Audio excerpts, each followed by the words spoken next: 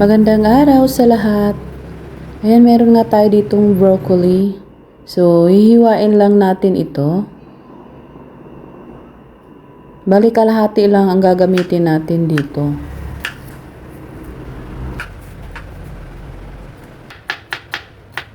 Ganitong hiwa ang ating gawin. So, ayan, tapos na tayo maghiwa. Meron tayong mga 4 na pirasong itlog dito. Small size yung aking itlog. At meron tayong kamatis. So, ayan, at ating munang ilagay dito sa ating bowl.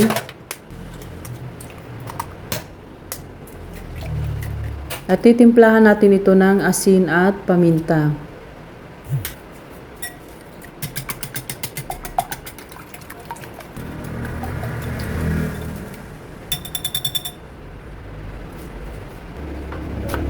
Tapos dito naman maghiwa lang ako ng konting white onion.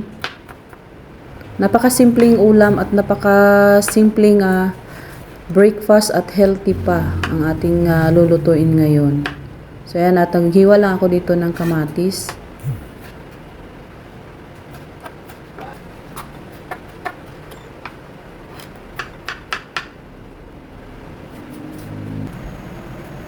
Ayan, dito sa ating mainit na pan, naglagay lang tayo dito ng butter.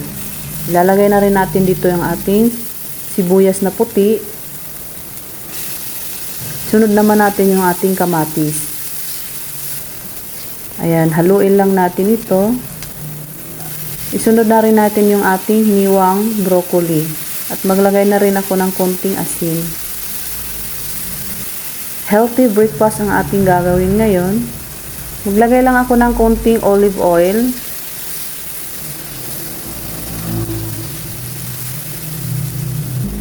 Ayan, at luto na ang ating broccoli. Ilalagay na natin dito yung ating itlog.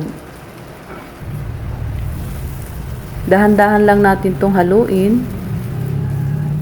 Napakabilis yung ating healthy breakfast. Ang ating broccoli egg omelette. Masarap ito lalo sa mga bata at ngayon ay nag-aaral sila. Ito yung mas maganda para sa kanila dahil healthy ito. So ayan, ready to serve na yung ating broccoli egg omelette. Ay napakasarap at ang bango.